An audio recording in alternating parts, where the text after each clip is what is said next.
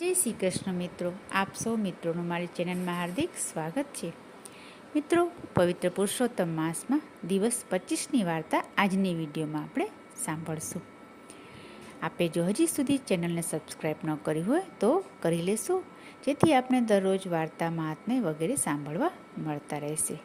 તો ચાલો સાંભળશું આજની વાર્તા. આજના 25મા દિવસની વાર્તાનું નામ છે ટણ ટણ ટોકરી વાગે છે. મિત્રો, ભગવાન કોઈ પણ સ્વરૂપમાં આવી અને ભક્તને દર્શન આપે છે. માત્ર જરૂર હોય છે આપણે તેમને ઓળખવાની. આવો જ કંઈક સાર આ વાર્તામાં રહેલો છે. ગંગા નદીના કાંઠે એક ડોશીમા રહેતા હતા. તે ડોશીમા એકલા રહેતા હતા અને પ્રભુ ભક્તિ કરી અને દિવસો પસાર કરતા હતા. એવામાં પવિત્ર પુરુષોત્તમ માસ આવ્યો.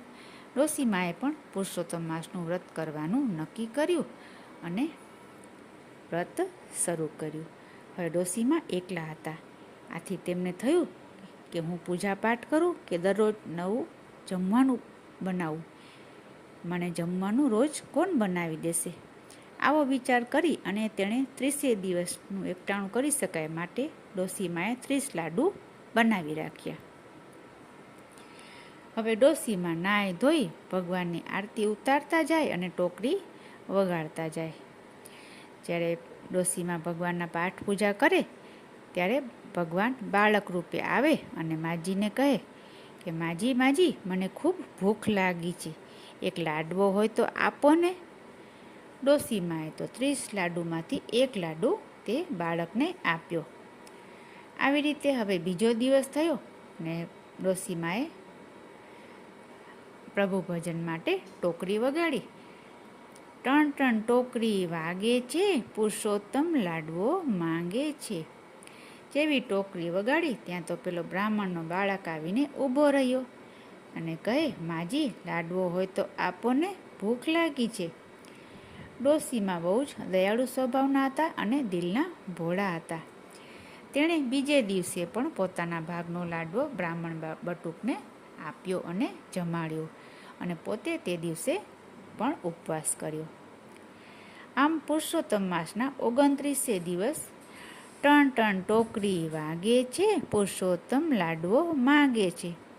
દરરોજ ડોશીમા પૂજા કરવા બેસે, ટોકરી વગાડે અને બ્રાહ્મણ બાળક આવીને લાડવો જમી જાય.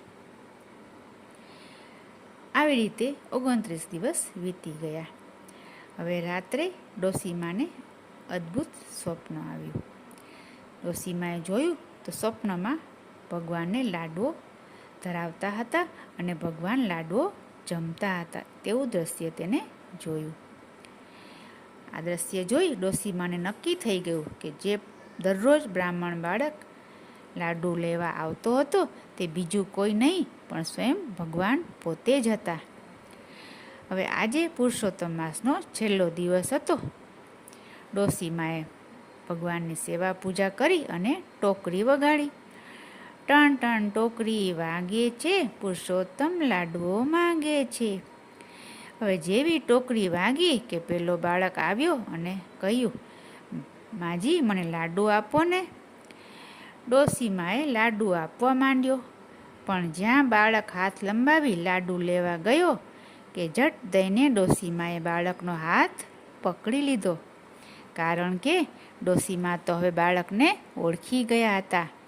તેને ખ્યાલ આવી ગયો હતો આ બાળક બીજું કોઈ નહીં, સ્વયં ભગવાન પુરુષોત્તમ ભગવાન છે. ડોશીમા કહે, હે પ્રભુ, હું કાંઈ કાચી નથી, હવે તો મને સાથે જ લઈ જાઓ. જ્યાં તમે ત્યાં હું, અને મને દર્શન આપો. અંતે ડોશીમાનો પ્રેમ ભાવ જોઈ પુરુષોત્તમ પ્રભુએ તેને દર્શન આપ્યા અને સાથે તેને વૈકુંઠમાં વાસ આપ્યો. તો આવી છે શ્રદ્ધા ભક્તિનું ફળ. આશા રાખું છું વિડીયો સારી લાગી હશે.